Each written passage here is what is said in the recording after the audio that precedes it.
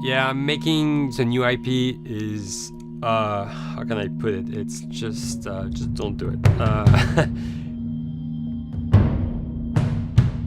It's insane. I mean, it's a very difficult process. You have more questions than you have answers, especially when you come from like you've been making Uncharted 1 and Uncharted 2, just kind of like now like things are going, you just kind of like good momentum, and then suddenly that momentum like just drops, it stops.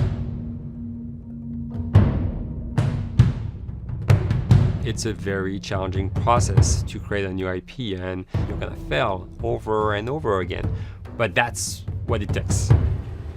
New IPs are really hard. They're hard because you don't know what's fun yet. You're building new tech, new AI, establishing new characters, new art, all this. You don't get that controller in your hand for like 6 months to a year. You don't know what it is yet. I remember like ages ago coming on the project and what are the infected gonna do? Like, what are they gonna do? They're gonna behave like this.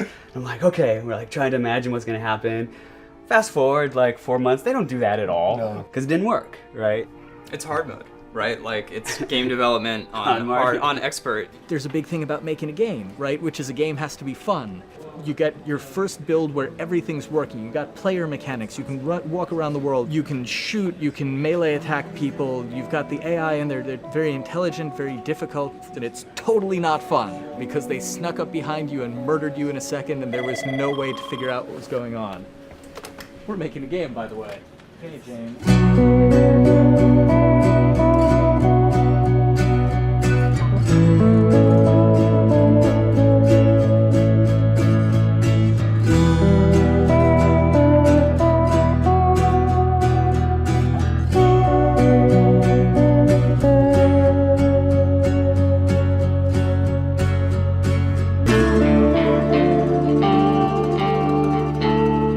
The company has grown quite a bit since I started. I think I was the 12th employee or something back when we got started, but we've tried to stay true to those smaller studio roots. I've been here for 16 years. There's just no reason to leave. I just like the environment here. It's very non-corporate. I think the way we work on Naughty Dog is kind of special because we don't really like hierarchy or bureaucracy, and no one is really just a manager here. Naughty Dog has a very flat structure. We pretty much all report to the co-presidents and the game directors. I always tell people when we hire them, just like, my job is going to be able to trust you, and that's what I want. I want just to give you something and you go with it, and I know it's gonna get done. We believe in iteration, we believe in collaboration, and we believe in the people making the game working directly with each other.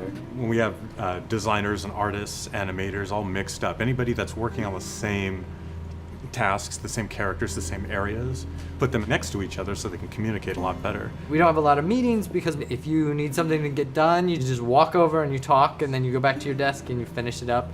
And I really like that. I like when I just walk in the office and I see just designers talking with the programmers or programmers over the animators and talking to them. I think that's when really the magic happens. Naughty Dog, we really try to cultivate a culture where anybody can criticize anybody else's work. And we encourage people to be blunt about it and not try to sugarcoat it too much. It takes too long to be nice sometimes. It's not personal. It's based on more like how can we make a better game. We want everybody to have a voice. We want to cut out all the bullshit if we can, making sure that people are making decisions not based on ego, but what is going to benefit the game. When you see that people trust your opinion and that they value it, it's such a great feeling. You really feel like you're working as a team on a collaborative effort. We want to sort of remember where we came from and you know why we were successful then, and try to continue that success now. We make games. That's what we like to do. Back when Uncharted 2 wrapped up and we decided that we were going to build the second team and create a new project, we kicked around a lot of ideas. One of the very earliest ideas was to go back to Jak and Daxter. It's really near and dear to us. We really love those characters in that universe, and we think that there are some interesting stories still to be told there. We started to realize that it was not going to do justice to the franchise that the fans had fallen in love with. It would be shifting it so far in a new direction that we felt that effort would be more justified in developing a new IP. Neil and Bruce came to Christoph and I and said they wanted to do a post-apocalyptic game. I think the core essence of what they wanted to do, though, was to try to tell a story about two people and how their relationship evolved over the course of the entire game. That potential, oh wow, there is something very special about that game. This is going to be polished. Like, you're not sure if it's gonna work or not, and you have doubts. And like, should we be doing a game like that? Should we be doing a first-person shooter? Whatever. Like, you ask yourselves all those questions. And the creative director and the game director are the core of the team that have to really see eye to eye. That's why you have that balance between like Bruce and Neil's gonna try to push the just the story and the characters, and Bruce is going to try to push that with just the gameplay as well. And so it's kind of like those guys are just trying always to find the right balance between the two. It's a very delicate process. We feel that the interactive medium has an untapped potential to touch the feelings of the player. You have that connectivity, the fact that I'm actually in the world and participating in what's happening on the screen in front of me. It gives us some sort of advantage to make you feel connected with what's actually happening. At Naughty Dog, that's what we're trying to do, is pair story and gameplay together. If we can make you feel like you're actually with these characters on that journey, and you're invested in those stories and those characters, then you're feeling, in theory, the same thing that they're feeling. As the story evolved and took different shapes and different forms, the thing that was always there was Joel and Ellie. And because of that, everything kind of grew out of that relationship.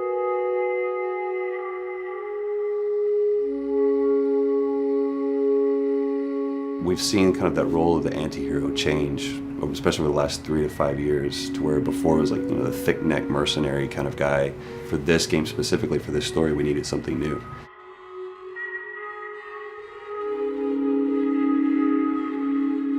The reason we didn't want to make Ellie Joel's daughter from the get-go is because it wouldn't have anywhere to go. Of course, at that point, he'd be willing to do anything for his daughter, because that is what a dad would do for his daughter. If they didn't even know each other at the beginning of the story, then we start from scratch. It's almost like the player has the same relationship to Ellie as Joel does. And we could take our time to build that relationship between these characters. And if we do it right, then the player will be feeling that same growth that Joel does. And we're kind of mirroring that emotional relationship between the two.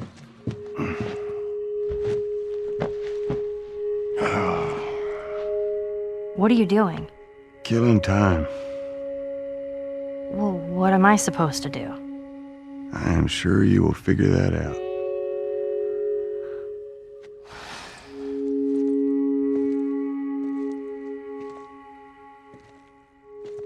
Your watch is broken.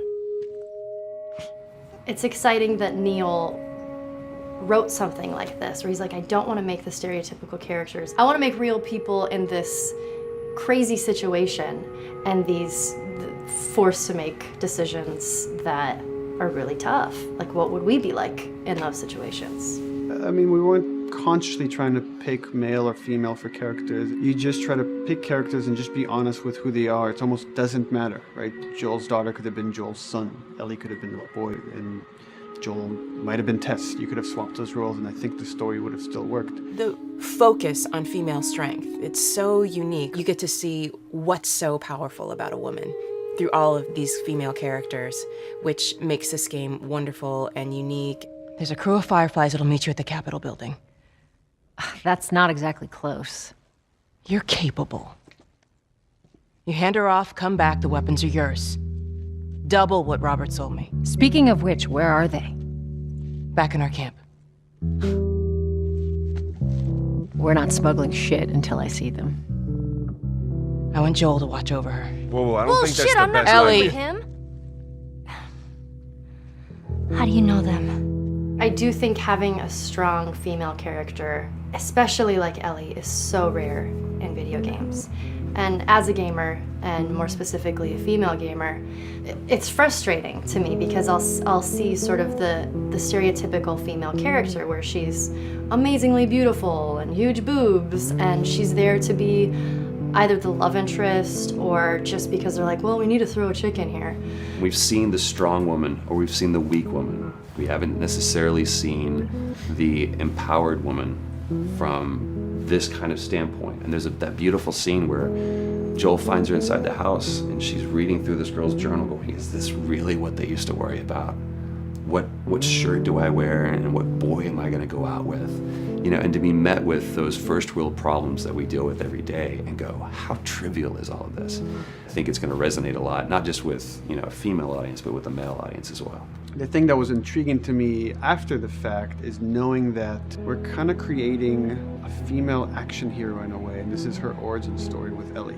To sort of be such a strong female character that is completely normal looking, regular t-shirt and jeans, and she's 14 and she is still a total badass, is really exciting to be a part of that.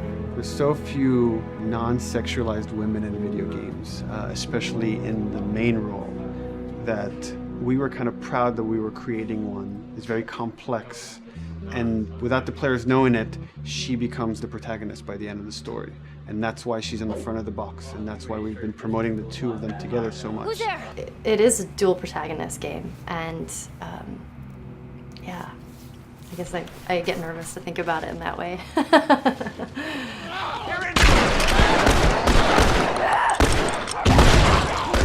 We couldn't talk about it. In fact, in interviews we've been lying about it, saying you never play as Ellie because it was so important for that to be a surprise. Sorry, journalists. Here we go.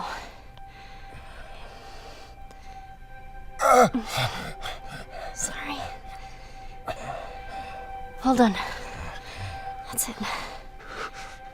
The tone of the game was set pretty early on that we knew that we wanted to make a really grounded story. We knew that we wanted to make the player feel the sense of tension and dread and go through the same emotional roller coaster that Joel and Ellie were going through. One of the things we kind of struggled with is to say, well, if we want to really ground this world and make it so like realistic, maybe we shouldn't have anything that could be perceived as a monster. Maybe like by just having an infection that just killed people, and it's all about humans and how they deal with this post-apocalyptic society and how different people decide to survive. Maybe that would be enough.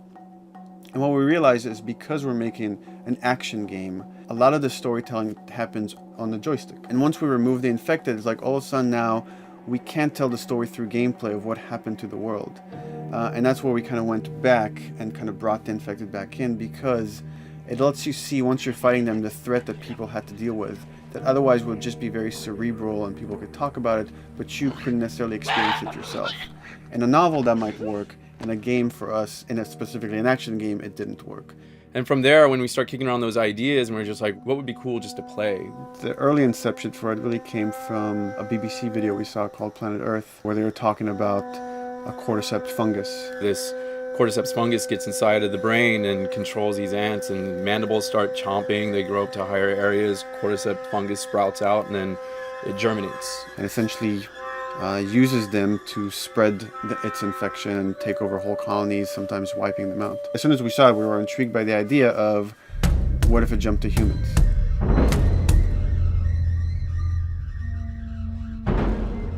So what would happen? How would people react? What would happen to society? As we're trying to develop the look of the infected, we went through so many different iterations, some that looked really alien and subhuman, some that looked just essentially like zombies, and we couldn't find like an original place for them. But one of our artists just did this kind of photo mashup where he took a bunch of images of diseases or images of fungal overgrowth, and he kind of mashed it all together and he threw it on this person. It was a very iterative process, making sure that the fungus felt properly integrated, like it was part of the body, growing out of the body. And not just fungus growing on the head, but it's tearing the face apart, cleft down the middle, it's gaping maw of a mouth with the crooked teeth. And it's in great agony as its humanity and its brain is still somewhat functioning. Maybe you still have some human cognitive abilities or the thought process back here. This isn't some decaying corpse on the ground. This is a living thing that's going to be coming after you in the world. The fungus is always the focal point. So you can see from a distance, oh, this guy's infected. I can tell straight away. In fungus, they have these beautiful saturated colors, and we really like that conscious of this something so horrific that it's going to like stop at nothing. It's relentless force of death, and yet elements of it are beautiful. It's not just about gore. It's not just about everything about it being scary, because to us it's actually scarier when things on it are somewhat benign or somewhat beautiful. It was evident that we were onto something that was quite a bit different and something that we hadn't really seen before, which was eerily human but very disturbing. And it seemed so creepy and so unique that right away we gravitated towards it, and it's like, this is our base infected, everything should kind of come out of this look.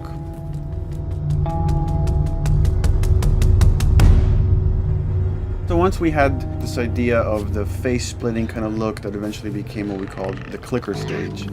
We went to great lengths to create a full biological cycle for these things. So in the early stages, you don't actually see too many signs of the fungus surfacing out of the skin. It's kind of underneath it, like people have lumps starting to show. The eyes will be kind of cloudy or lopsided because the fungus kind of originates inside the head. That moves into the next phase, which is the clicking phase. And if they mess with the eyes, we end up saying, well, how do they get around? Oh, echolocation. And they use a form of echolocation to track down their enemies. Just like bats, or even some blind people can see by making a clicking sound, a sound that on its own wouldn't be very scary. And then to associate it with something that people in this world are very fearful of, so that as you're exploring an environment, all of a sudden you hear this click, and you're seeing everybody just get frightened, just everybody duck, everybody hushes. Great.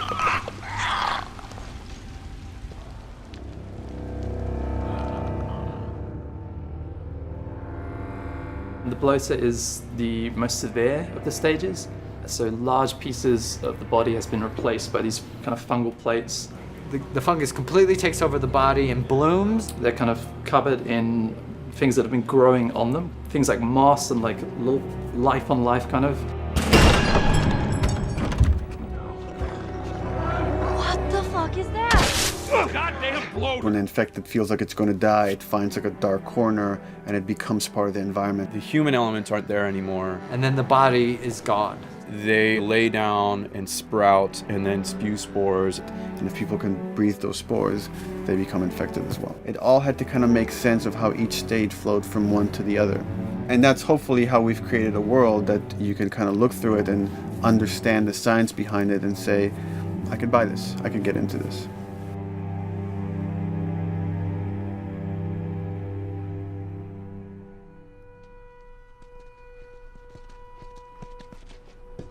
Mandatory evacuation.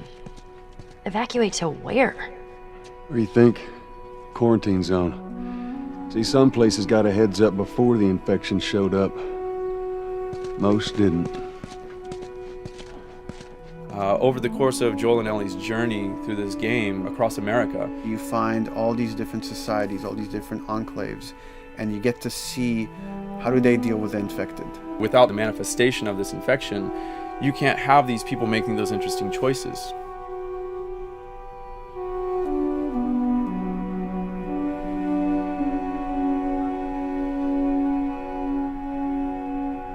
The world we decided was actually its own character, really grounded with a lot of texture. What happens, after 20 years of the fall of man, when no one's taking care of anything? This book called The World Without Us describes in detail how much fighting on a day-to-day basis we have to do to keep nature back. And once you stop doing that, how quickly nature can reclaim that. As they talk about New York and how every day they pump water out of the subway system. That system breaks down within 2 days, the whole city is flooded. And once water gets introduced, then structures collapse pretty quickly. Trees will sprout and wind will carry those seeds over and gutters get clogged. And then when it rains, water fills up and then pretty soon you have vegetation growing over there. And once you have vegetation, concrete breaks pretty easily for when there's a tree and roots breaking through that. Even some of the stuff we did on Uncharted, exploration of how temples were ruined. What if you took those ideas and put them in Pittsburgh or Boston? And obviously right when that happened, you can imagine that being pretty terrible to look at. But you think about 20 years later, and with rainwater filling up those sinkholes and then those becoming like little marshes with lily pads in them. We had this wonderful piece of concept art we developed really early on, and there are all of these wild animals that have escaped from a zoo and over the past 20 years have bred, and now they have herds roaming these cities. And that's something that tells you that life goes on and this world is worth saving.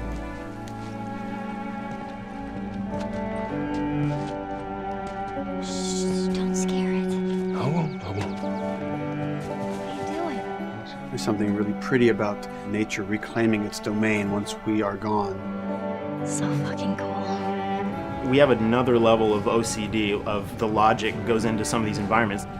Water damage seeps into them, that creates some little moss growing on the floor, or a tree radiates energy from its base, and that over time starts to melt the snow around it. And that's the reason why you'd see those little rings of leaves showing through in the snow. That gives it that extra, believability. This is pitch art. I'll try to start with an idea that conveys sort of the feel of the environment. Something like this, very brushstrokey, very painterly. You can see not a lot of detail, just energy and conveying a mood. This is sort of just a conversation starter, and then this would be more of an actual space. So you start talking about, is this too tight of a space right here? Would the player even fit through there? Do we even want to include water? Those are conversations you start having a little bit later. And then it usually needs several more passes back and forth in order to be tightened up to be the experience that you would see in the final product. So, dude, I was actually trying to figure out right here, there should probably be some dead foliage. It might be cool to see some of the dead stuff around the edges of the green, or like even spilling out into the street. Maybe what we do is, in some of these areas, we use it as like a transition from the actual concrete to the side of the building, so like they're almost sitting on top of a bed of dead foliage, like that really rich kind of like orangey brown color. Sienna or something would be nice. Something real cheddary. That's how you know you're done. The end product often ends up being stronger because that bouncing back off somebody else gives you a result that maybe you wouldn't have even thought of in the first place. All right, here's the bridge. That's our way out of here. As far as concept art goes, definitely the ultimate goal is just helping everybody as much as possible. Me and the background artist will work together. I'll often just go to them because they've got like a really, really good like visual imagination. At some point, you came in almost like flat on. So that's kind of good because the bus station is right in your peripheral view, and you're probably going to enter the bus station. You're probably not going to get lost. But it doesn't at all utilize this cool architecture here, like the bus station sign. Like that's a really distinctive silhouette, and it's a really interesting sort of architectural detail. So we changed the entrance. Look at that. Another city, another abandoned quarantine zone. I think it's a better composition anyway. It's not so like symmetrical.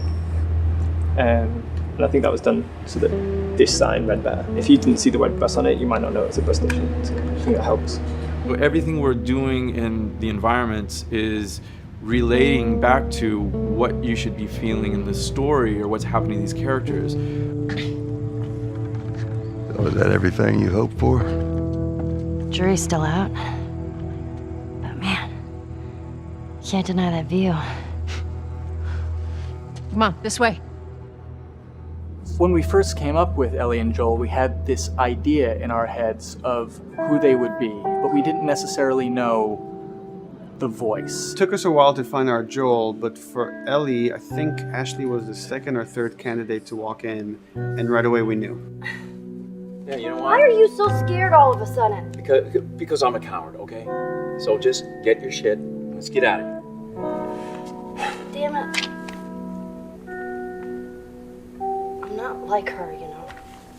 What? You think I'm gonna end up like your daughter? The way she delivered the lines, the way she just embodied that character is like, that's Ellie, there's no question about it. I saw the character artwork and I related to her a lot. I mean, she's kind of a tomboy and she's kind of tough, and I mean, obviously I'm not 14, and I think that's the main difference between the two of us. I read the scenes and I was like, I need to play this part. You want to be my hero? Forget the whole bit about saving my life. Buy me a stack of these bad boys instead. Where'd you get that? Back at Bill's. I mean, all this stuff was just lying around. And then once we had her, we said, okay, well, we're going to do another round. And we're going to have Ashley this time in the casting sessions. The chemistry of these two characters was imperative to get right.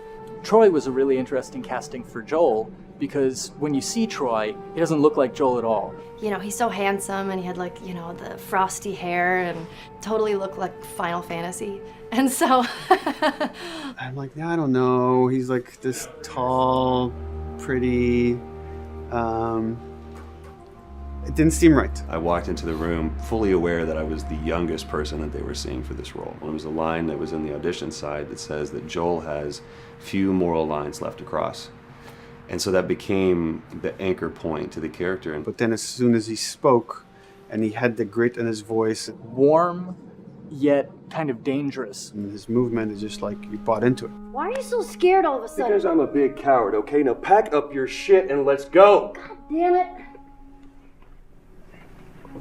I'm not her, you know. What? You think I'm gonna end up like your daughter? Lily, you are treading on some very thin ice right now. It was Ellie and Joel. after he read, it was just like that was it. I've done some video games in the past, but to be handed the mantle of a franchise like this was a pretty big honor. Is she alive? She's alive. She's David's newest pet. Ah! Where? In the town. She's in the town. You mark it on the map. It better be the same exact spot your buddy points to. Neil pulled me aside one day, and he said, I have some ideas. And as you're well aware, Neil is a little twisted. He came up with this character, and, I just jumped at it. It was such a departure from everything I've done here for Naughty Dog, to say the least. Name's David. This here's my friend James. We're from a larger group. Women, children. They're all very, very hungry. To be able to put on a voice that, hopefully a lot of people won't know, won't notice that it's even me. Because we didn't want him to be Drake.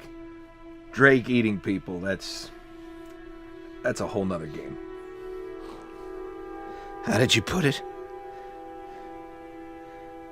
Tiny pieces. See you tomorrow, Ellie. Certain voices that I can do wouldn't fit the David's artwork, but he showed me the art, and I said maybe it's something like this, where everything's, it's very quiet, and just, he's not really sure, and the voice can break a little. And he just looked and goes, yeah, that's it. So I'd love to tell you we hashed it over and we talked. No, it just, I looked at the picture and I tried something. He said, yeah. A few weeks back, I sent a group of men out a nearby town to look for food. Only a few came back. And turns out that the others had been slaughtered by a crazy man. And get this, he was with a little girl. You see, everything happens for a reason. Claire.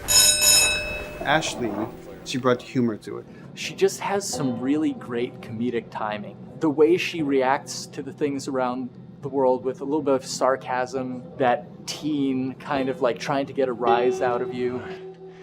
Now watch your step as you're going out, because it's going to be a little... It just brought a certain levity to the story that the story needed. You didn't even realize it needed it until she started doing some of that stuff. Oh, I'm sure your friend will be missing this tonight. Mm-hmm. It's light on the reading, but it's got some interesting photos. Now, Ellie, that ain't for kids. Whoa! How the hell would he even walk around with that thing? Get rid of that. Hold your horses. I want to see what all the fuss is about. Oh, why are these all stuck together? I'm just fucking with you. Bye-bye, dude. Throughout the course of shooting over these past couple of years, Ellie and I have kind of morphed into each other, which I know sounds so cheesy. Neil always asks, he's like, well, what would you do in this situation? I think the most important thing that Ashley brought is a sense of capability to Ellie's character that wasn't there in the beginning. The very first thing we shot involved her being pulled out of a car and attacked, and Joel was supposed to go save her. It was written that Ellie sort of was just kind of watching on the side, just waiting till he was done, and I was a little frustrated because I was like, well, if this were real life, I would do something. We did a couple takes, and at some point she walked up to me and she said, I feel like I'd hit him. So we added in a part, like, right there off the bat, she's not just this damsel in distress. Right there, she wanted to fight back from her very first day of shooting. We didn't have it right initially. She needs to be more capable than initially we thought she would be, and actually that made us go back and rethink combat and rethink a lot of the areas in the game, and now she was going to take a much more active part.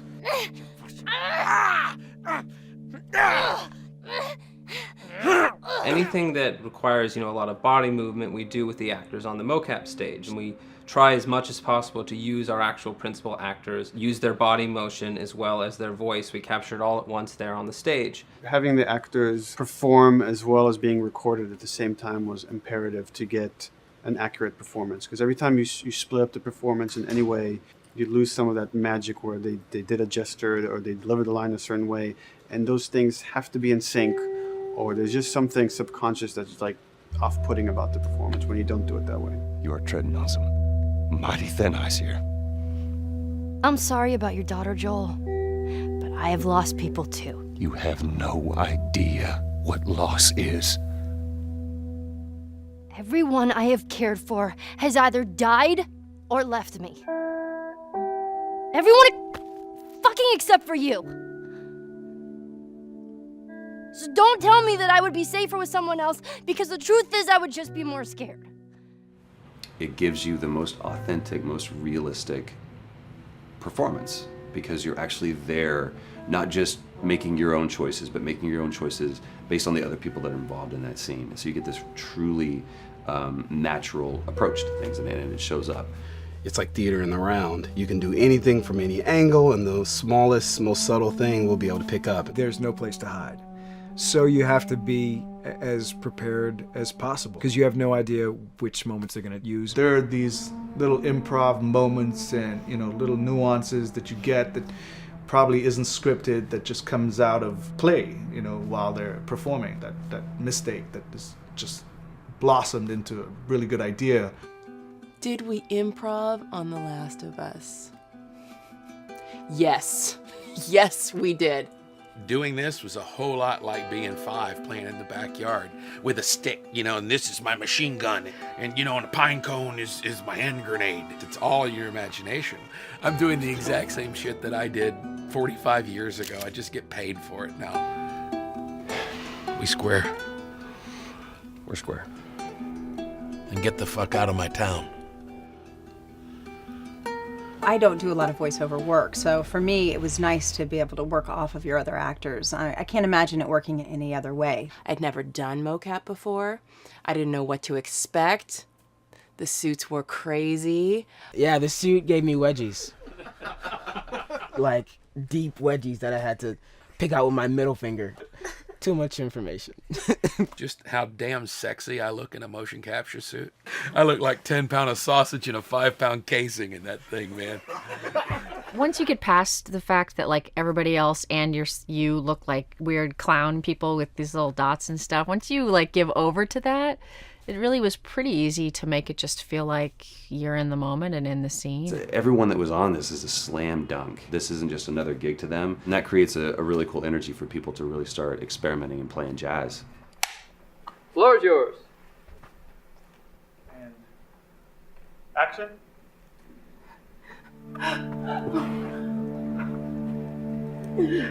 Fuck off! Hey! Oh, let her go!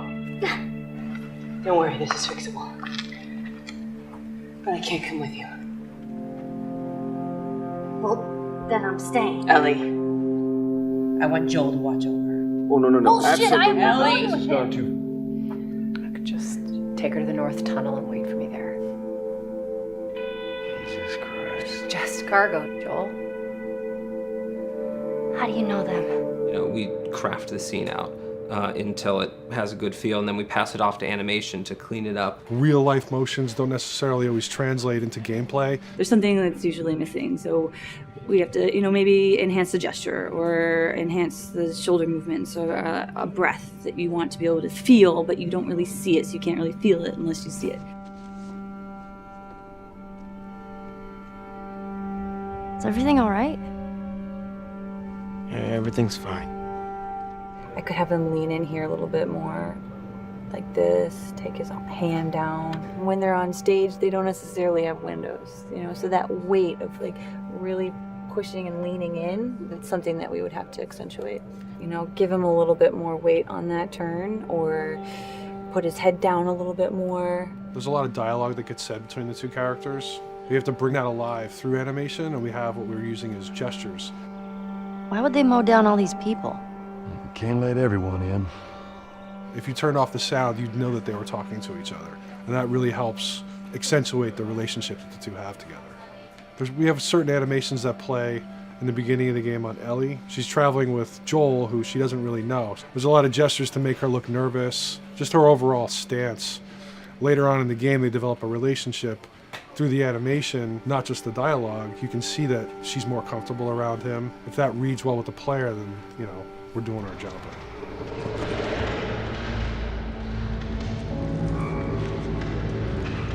We want her to look scared. When she gets a gun, we want her to look scared of the gun. So if she's gonna aim, she wouldn't be like super trained aim. She would be more like some scared. But at the same time, it needs to look cool and feel cool to the player that plays. It's really just these little tiny details that we're doing, and it's coming across. It's working out well.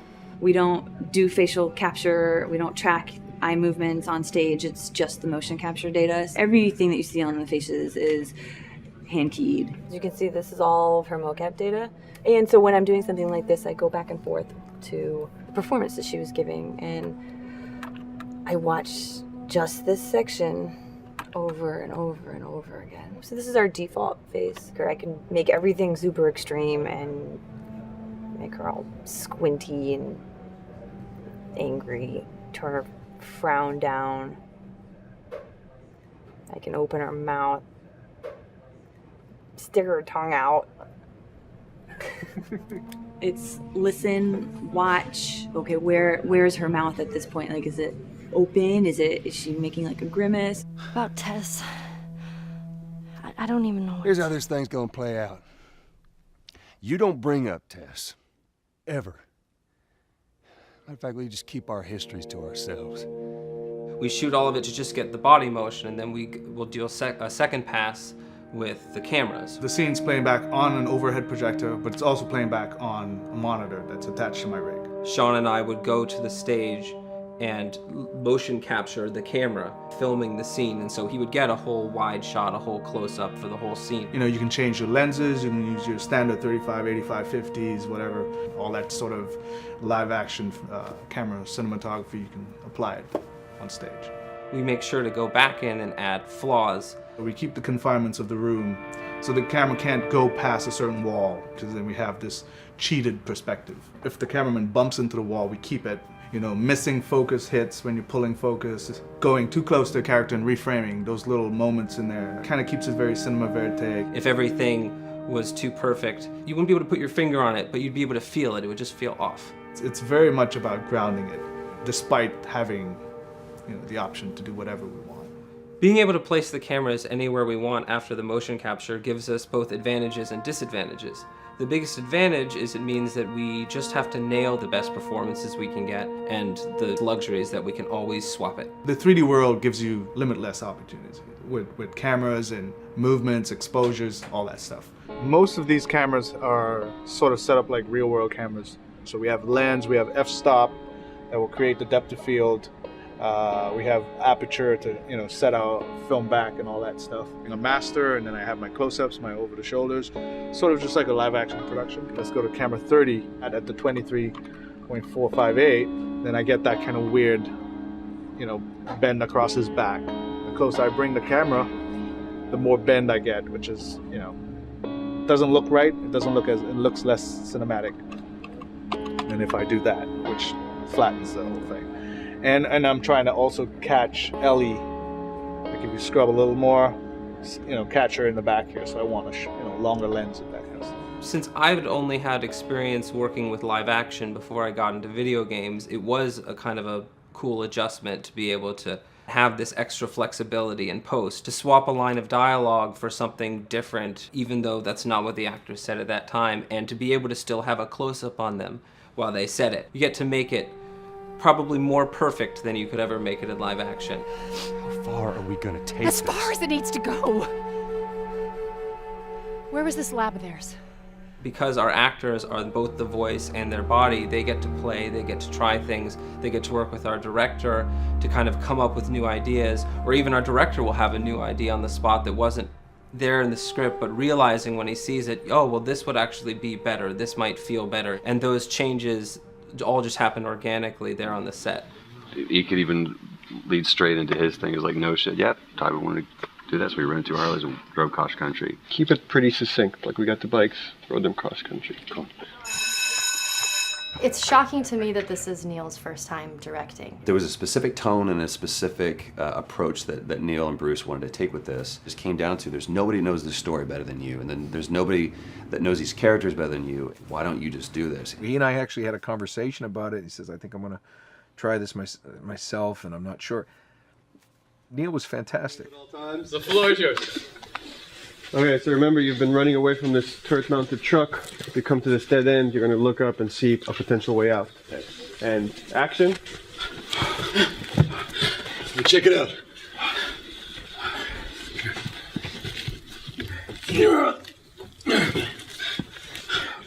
I mean, his writing is honest, and it's dangerous, and it's natural. And I love his economy of words. He doesn't hit everything on the nose, so it leaves it open for you to interpret and bring some nuances and things like that. The entire process is collaborative, but really it's led by Neil's willingness to change and flow and decide something doesn't work, fix it right there in the moment.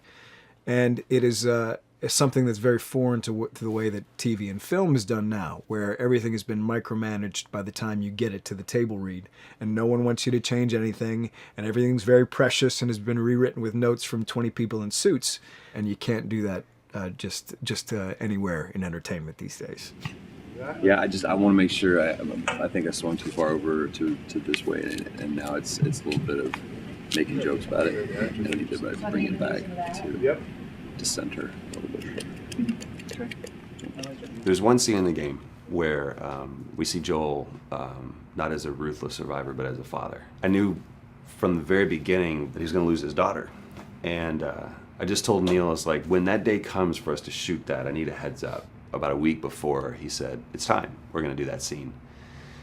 I was like, okay, because I knew that I was going to have to go to this place that you don't really want to go to as an actor. You want to find some aspect of reality that you can empathetically draw from, Troy and I were both kind of just like walking around for a while and just kind of getting into the zone, and well, my grandpa died when I was 8.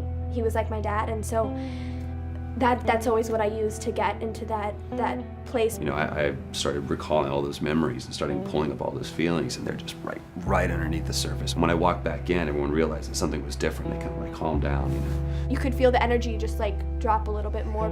It was brutal. I lose my shit. I mean, just completely break down. Don't do this, please, God, no. Oh, God, no!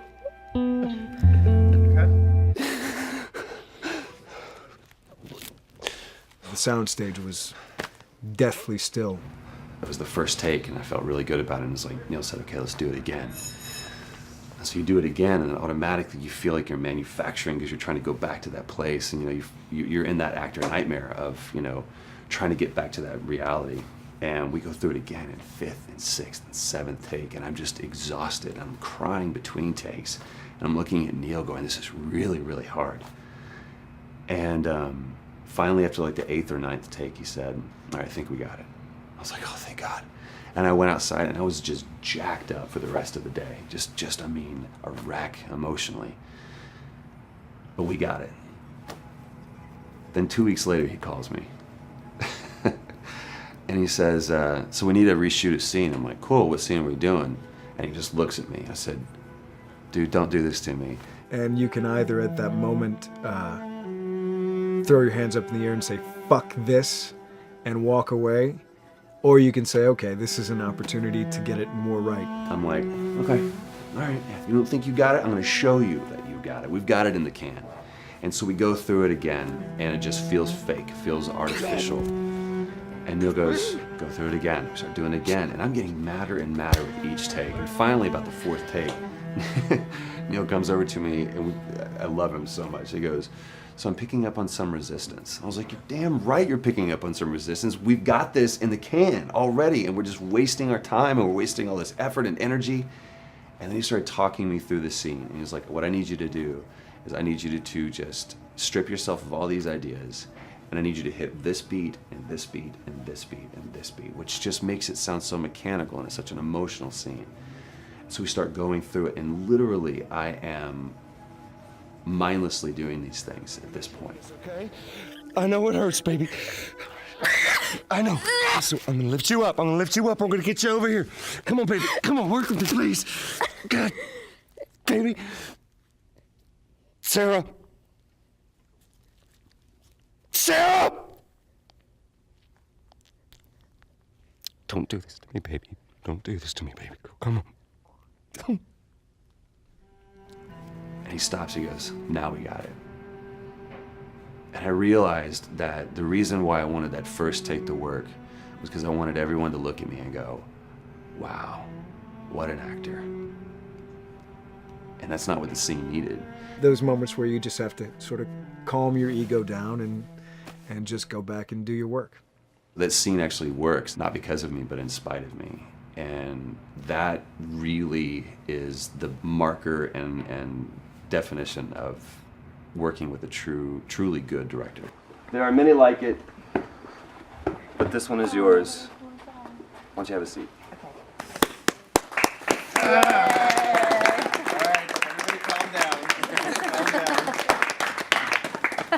Thanks, guys.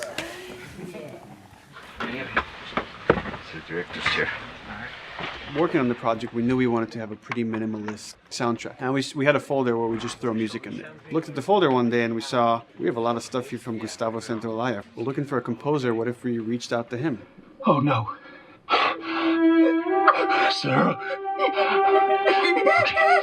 Move your hands, baby. I know, baby, I know. Listen, baby, I know this one. You're gonna be okay, baby. Stay with me.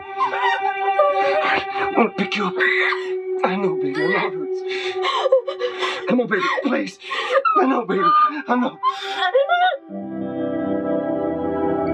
Sarah. Baby.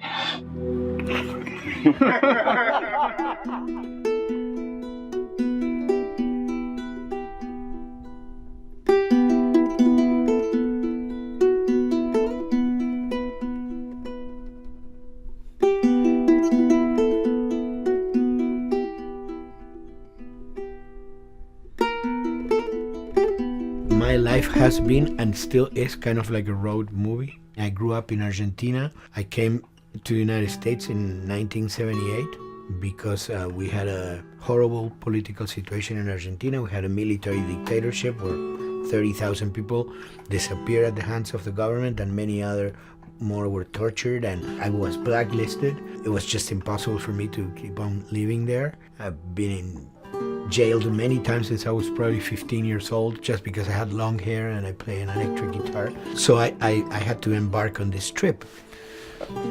I can relate to that kind of need of movement and going to the next place and the next place and the next step. I'm always attracted to the possibility of getting involved with a project from the very beginning. I like to work from the script and talking to the director. It's never been, oh, give me a piece like this or give me a music that's this. It's just been very high level. Here's what the story's about. Here are the themes. Go write some stuff. Since I don't know how to really read or write music, the way I produce music is actually recording it. So I like to come early in the projects, and I did in The Last of Us.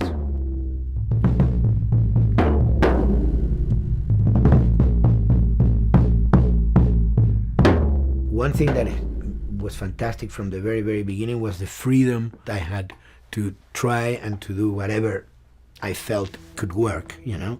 As the story was still being written, you could listen to this piece of music and just get a sense of where this needs to go tonally, because the music was still inspiring the story. So that was the great thing of having the music written so far in advance. And at the beginning, I mean, I was going really out with some things, and sometimes some of those things were the ones that they liked the most, you know? So I really felt very motivated to work, and I enjoyed immensely working. It was this very organic back and forth experience where one element was inspiring the other and vice versa.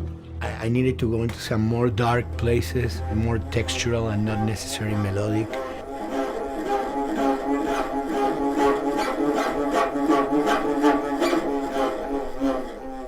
I'm always trying to sort of push myself into playing instruments that I don't know how to play. There's an element of danger and innocence. Lennon once said, you know, give me a tuba and I will be able to do I'm an artist. I should be able to do something. I like to put myself in that situation.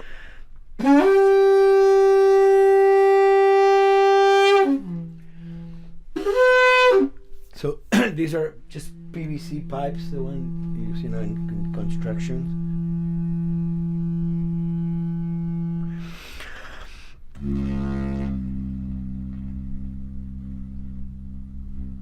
Or instruments that I know, kind of twist them. From the concept of the prepared piano, you know, I mean, I've worked with prepared guitar to stick things into the guitar and things like that.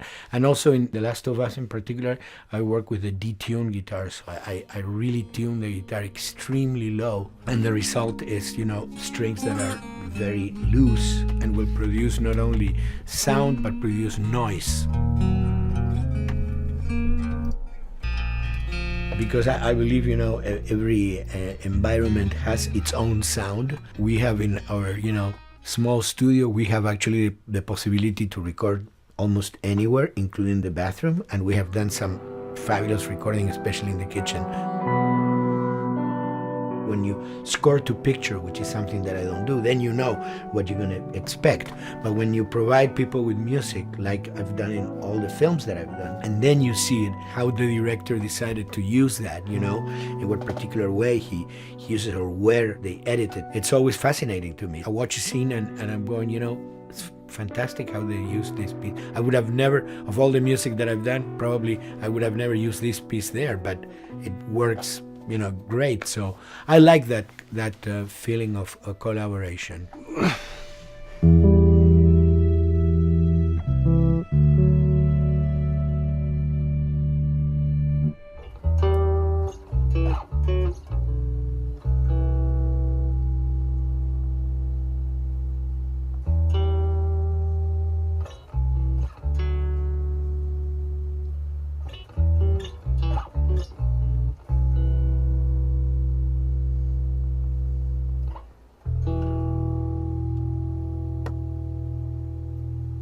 I think, you know, the guys also that work in programming and adapting that music to the game, they should share a lot of the credit for the end result. In the beginning, there was silence. Yes. Then they hired sound designers. Then they regretted that decision.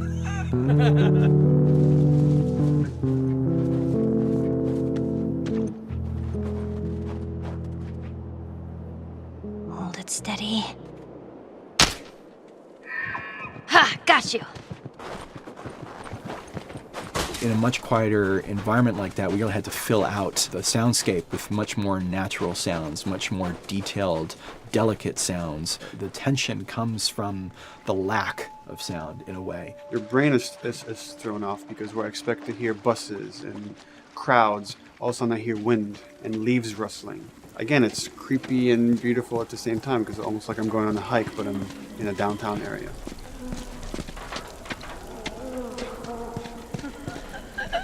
Get up over this truck. Let's see what we can find. To Neil, I mean, we were going through the iterations, so he just did not want, like, yells and screeches and what do you call, like, you know, kind of witchy qualities, Right. the cackling witch. He didn't want anything like that. It was a little bit of a head scratcher to figure out, okay, how do we make it sound human but not human? Yeah. We really did not want to use any animals. We wanted these all to be human. Derek and I basically decided to hire a couple of voice actors who did some interesting work vocally to come see if they could come up with something. And we worked with this girl, Misty Lee. She started giving us these really great screeches. And that's no process. Yeah, that's just her voice. And it started going into this little click. We also used a little bit of Phil's voice.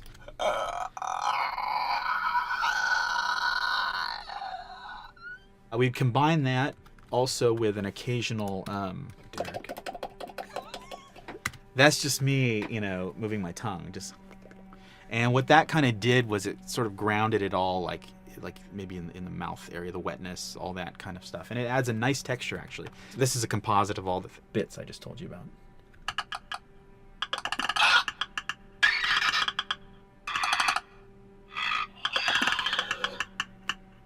Sounds like a Snapple bottle. Oh, the lid? Like the lid, yeah. That's a good idea. Fuck, where were you guys like months ago? Why did we think of that? Why did we think of that?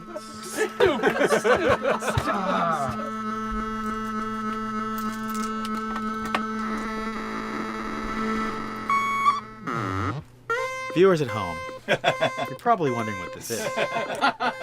Let me tell you. About 10 years ago, I saw this Synthi A suitcase synth. I wanted to get one. This finally arrived in January, just in time to start using. I thought, well, what can I do with this?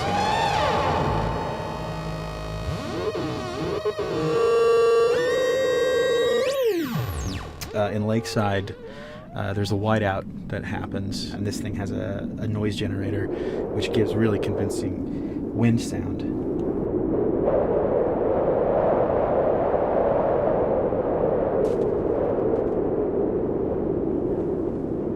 The military still has technology. There's sirens and alarms, so I wanted to try some new concepts.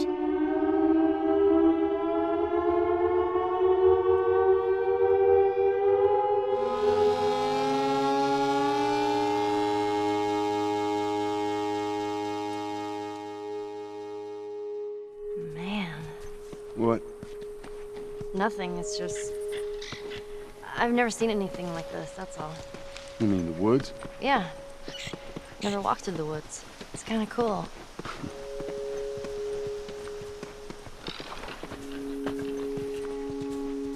We consciously take in consideration lighting in the beginning. Most of the game, we don't really have any real man-made light sources, so everything is naturally lit. In the past, you know, we could use a lot of artificial light, but in a world that has no electricity. We have to hide most of the time, and that requires getting very close to certain assets. Just stay back.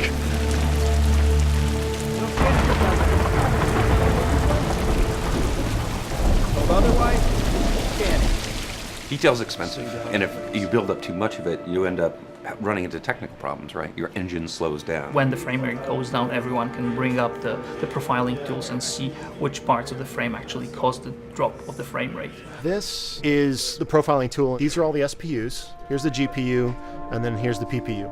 You can see, like, here's the main process and here's all the sub processes, and you can see, tells you like how many milliseconds and cycles it's taking. The programmers are whiz at modifying this stuff and realizing, oh my god, why is this thing so big? We're taking 10 milliseconds on this thing. And then that's when they come over and find somebody and hit them over the head with a club and be like, why are you doing this? I love, we put the 30 frames per second goal because that's what we shoot for. Someone nicely put the 60 frames per second goal. It's like, yeah, we're not going to hit that. Lighters usually can come up with different lighting setup that still looks great, but is less costly in terms of performance. Did you talk to the character artist about her hand? So her face is getting a lot of spec, but then her arm is just like bone dry. You think something we can tweak in shader? We'll have to send back to character team Michael to take a look. I can play with the lights and see if that's creates more like spec. Yeah. I've never ever focused so much on lighting and how much sensitivity there is to that here. One of the first lighting scenarios I had to do was like 7 a.m. like overcast. And I'd like wake up early and like take photos with my phone. What color are the shadows? What color is the light? It is a master's course unto itself of how to deal with ambient lighting because I've never had to use it so much. Man, this is kind of sad. What is? All this music that's just sitting here. No one's around to listen to it. I don't know. It doesn't seem right. All the characters cast soft shadows onto the environment. Even when there is no direct sunlight or no direct light sources, we still have nice fuzzy shadows. When you're walking down the hallway and you see your soft shadow goes along with you projecting on the wall on the environment, that make everything look real.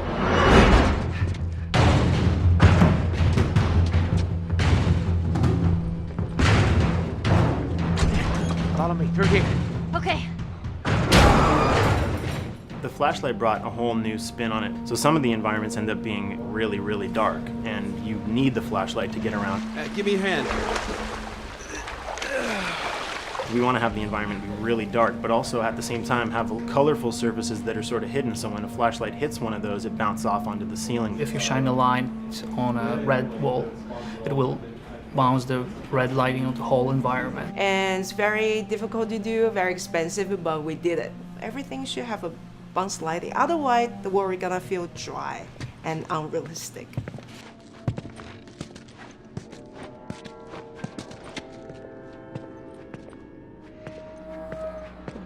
I guess this is where the assholes sleep. I mean, slept. This engine is really driven in a way towards a very high level of cinematic control over each frame. And hopefully, if we achieve our goal, you'll see it is beautiful. There are these truly beautiful moments amid all this chaos and destruction. Yeah, once we're done with this whole thing, I'm gonna teach you how to play guitar. What do you say, huh? I think someone.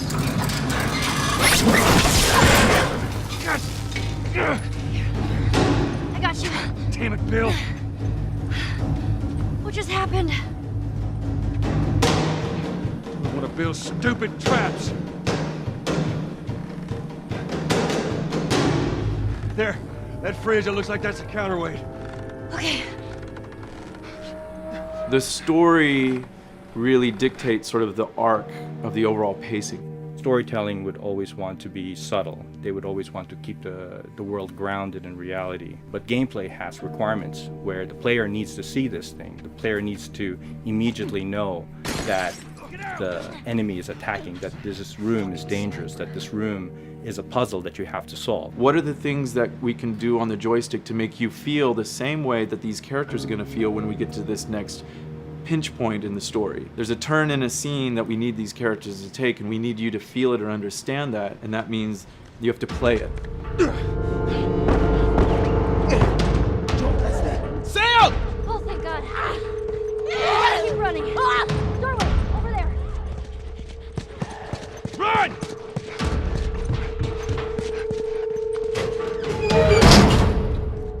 We really want to make sure that there's that contrast between the negative space and then the high tension spikes.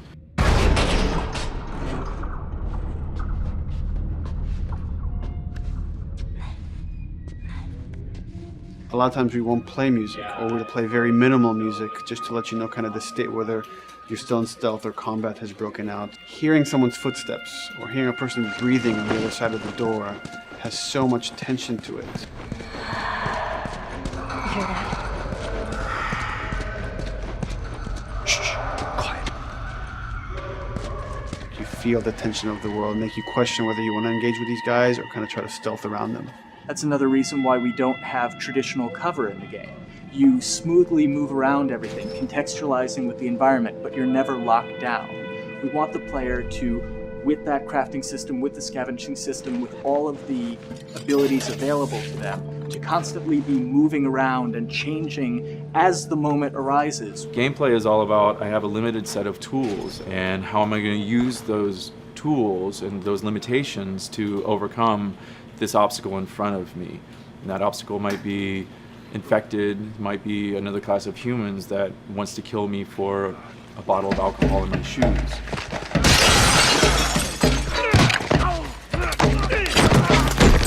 was important for us that we don't underplay the violence, because then the threat doesn't seem as real.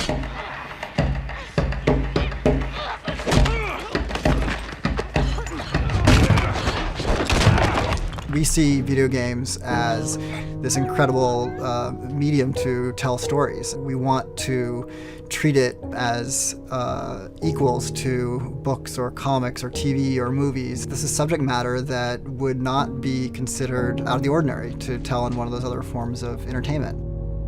Fucking hunters. See, this could have been us. We wanted you to buy just the desperation of these people and why they're behaving this way, because it's so brutal.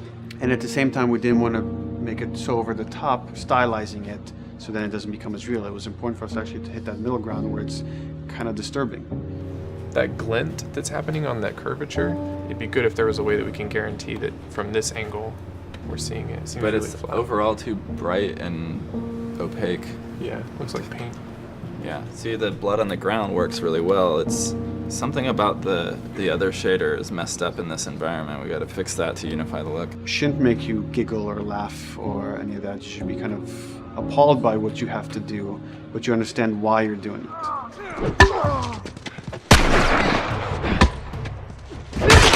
You want to feel each hit. You want to feel each concussive strike. Lives are at stake.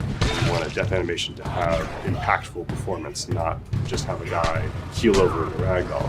In real life, a guy hitting a guy takes a half a second, but in the game world, you want that to be as instantaneous as possible. I lived my whole life in this very ugly test level. I basically just fight dudes in here all the time.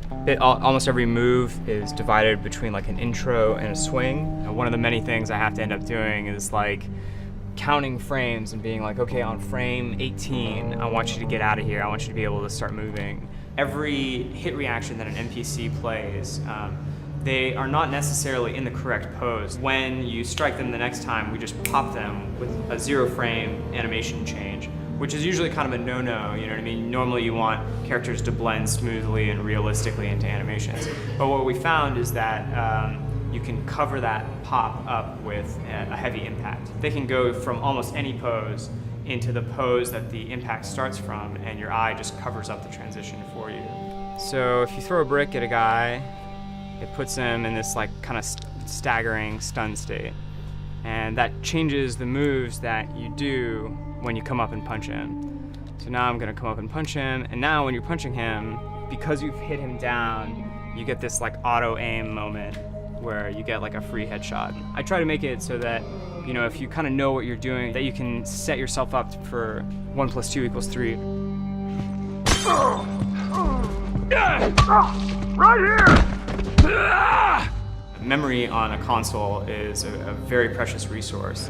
All of Joel's animations with every weapon, all the NPC animations, the stealth kills, you know, all of that stuff happening need to fit within a 4 meg to 5 meg memory footprint. This is a list of everything that's loaded in game and how much memory it's taking, because memory is our most precious resource right now.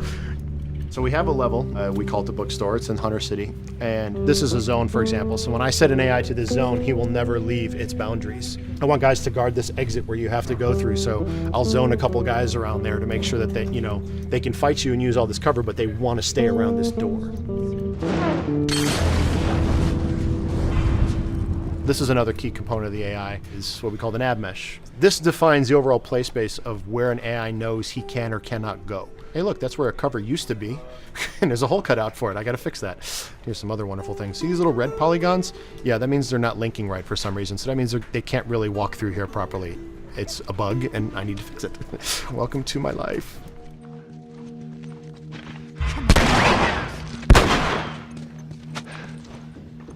Hey!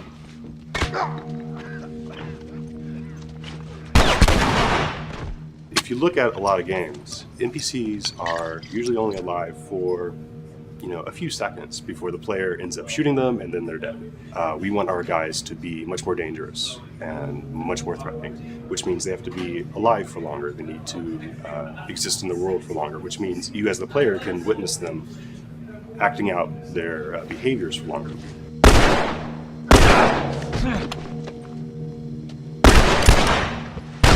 So we've been working really hard on our AI systems. Back of the box, biggest bullet is going to be like AI. So we tried a number of different prototypes with the buddies, including having Ellie be super independent of you. She would try to flank the enemies, get behind them, or get between you and them. And a lot of times those decisions should surprise you, just like a real person, a real character would surprise you. And we discovered after many different prototypes, the best thing for her to do generally is to stay very near you.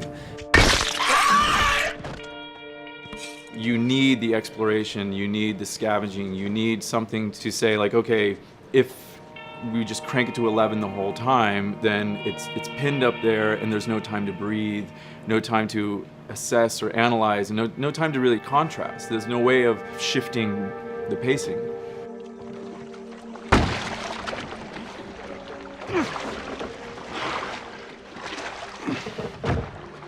Puzzles are really weird, especially like Naughty Dog puzzles. I think they're very simple and satisfying. Most of this puzzle is strict exploration. You can see the ladder here, you can see the pallet there, you can see a clear route up to the ladder. So you're like, okay, maybe I have to get Ellie to the pallet, push the pallet over to this side, and like Ellie will climb up and lower the ladder.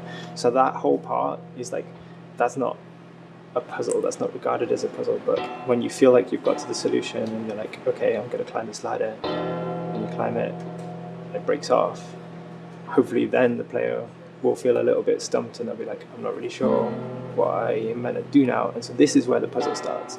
Hopefully at this point, like all of the elements that the player needs to solve the puzzle are very familiar to them because they've been through the previous exploration beats. They're improvising with elements that are at their disposal. That's a really sort of like strong theme throughout like The Last of Us. So like you're a survivor, you'll take whatever tools you're given and you'll use them in like creative ways to survive.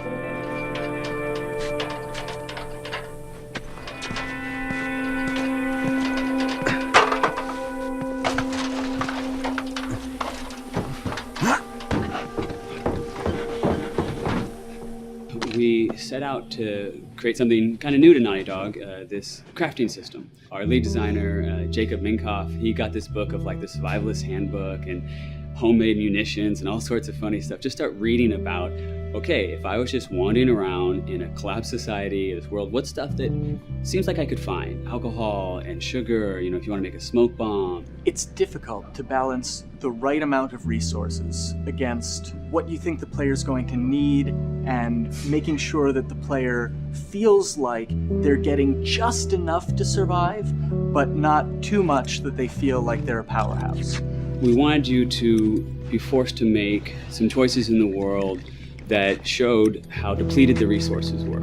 So if there's a particular point in the story where the characters are having a particularly difficult time surviving, then we want you as the player to be finding fewer items, farther apart, harder to survive. We will item starve you at the same time that those characters are feeling starved and worn out. Then you expose something to them. Oh, here's a cache, and if I can just get into that cache. Oh, look, there's a wealth of things in here. God, I was so worried. My health was low. If I had run into a combat, because it's always that thing in your head, it's that Hitchcockian thing about the danger that you see is less meaningful than the danger that's in your head.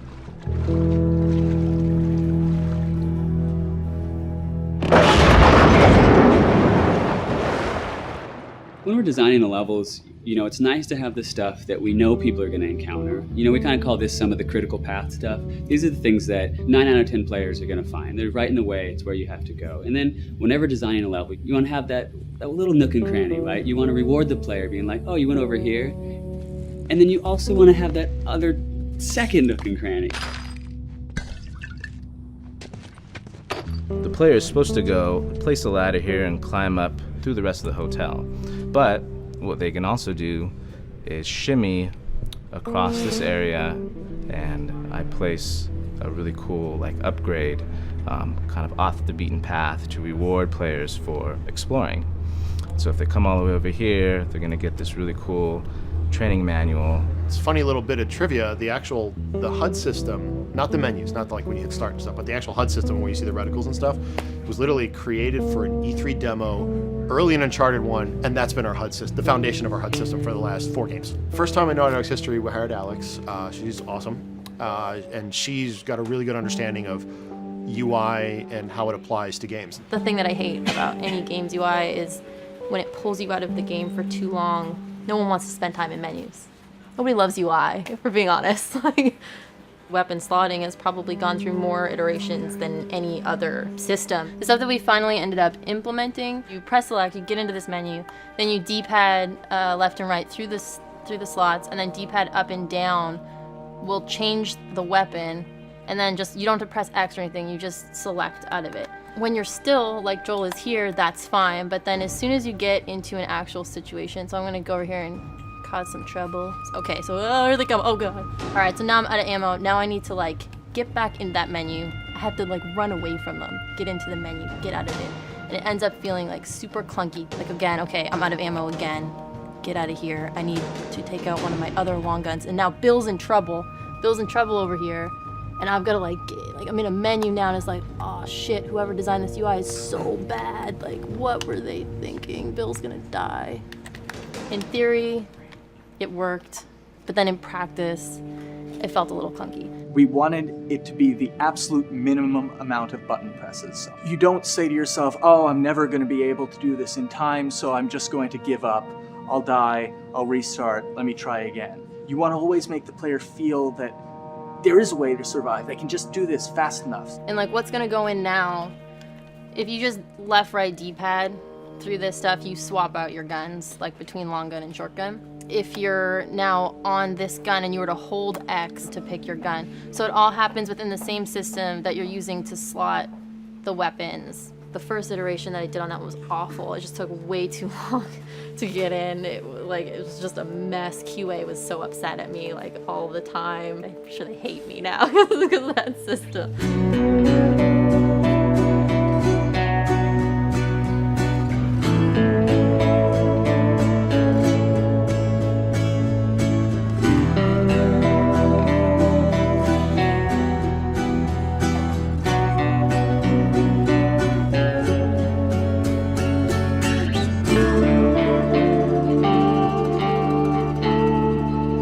I think the way the industry is kind of maturing and changing in general, you're seeing a lot more focus and importance on refinement and polish. So having internal QA really helps.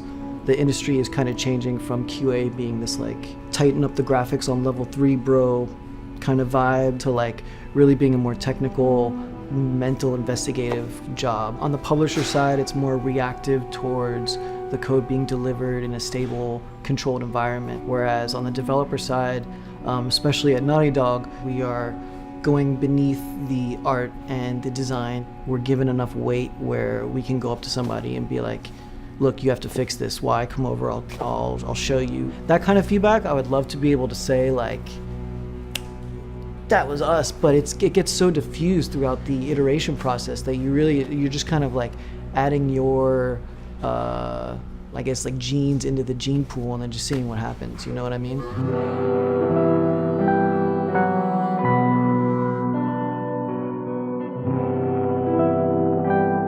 Everyone's working all the time now. But like I tell people, like 7 weeks and then you can have tons of time off, enjoy the sun, you know? But for now it's like, this is it for everybody.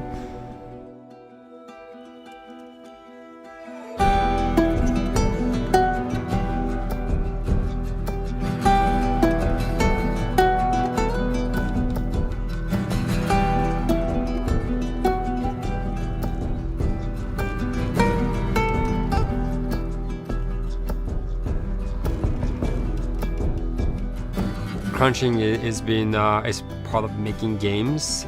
I feel it's human nature, right? If I'm gonna have a guest at home that's gonna come for a couple of weeks, I'm probably gonna clean their room just the day before they arrive, right? And I think it's the same thing. It's just like everything comes together at the end. I personally enjoy crunch. I think you get this like absolute laser focus because it has to come together. There's a camaraderie that also comes There's a together, camaraderie, totally, yeah. The vibe is everywhere, you know what I mean? Everyone's kind of like giving it 150% at this point. We're getting there, right? You start to get these glimmers, and I don't think anyone who doesn't make games realizes how late in the process you get those glimmers. 1 week before we shipped that press demo, we're all like, this kind of sucks. What's going on here? It's like, we need to dig down and find this. And in 1 week, the fun came together. Like you're shooting at a guy and then somebody flanks you and you hit him and you avoid the other guy who's shooting you, and then you flank and go behind cover and you're like, oh, that 5 seconds in that 15-hour game was really, really fun. How do we make that 5 seconds happen thousands more times? My favorite video game is making video games. It is as challenging and as complex and as interesting. If we had to like try all the things that didn't work, what's hard about Crunch? It's like marching through that swamp of it not working.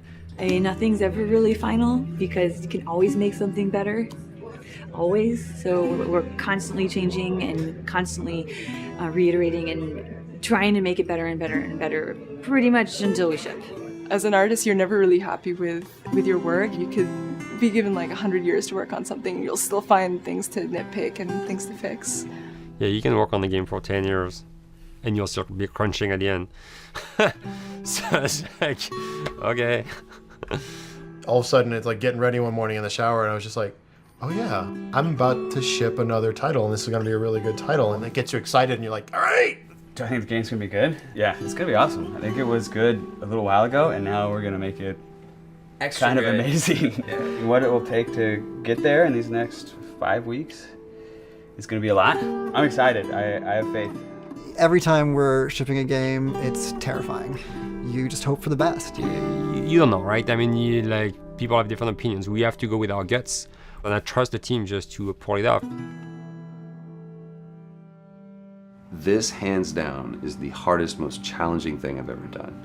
We sweat a lot, and we worked a lot, and we all went home tired, you know? But I think that's you're gonna see that on the screen. I think that's gonna pay off.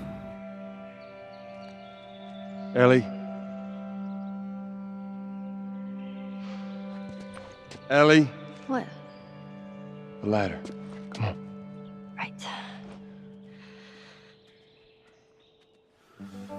After David, Ellie's visibly distant. You could have done a cutscene to show, hey, you're being very distant, and she's not responding, but to also do that in gameplay, to where it's something that you've done just countless times throughout the game with, you know, let me boost you up here, get the ladder, bring it down so we can do this systemic thing, and the character responds with that, and you have to actually go over to her and go, hey, come on, the ladder, we've done this, let's do this. It's a subtle choice. Like Bruce and I talked in the beginning, is like we have these mechanics, how can we exploit them in a narrative sense? And that's one of those opportunities. I just think it's incredible that happens in-game. It's not a cinematic, you know, it's something that adds weight to that controller when they're playing. Wow, so good! Let's go eat. Let's go eat.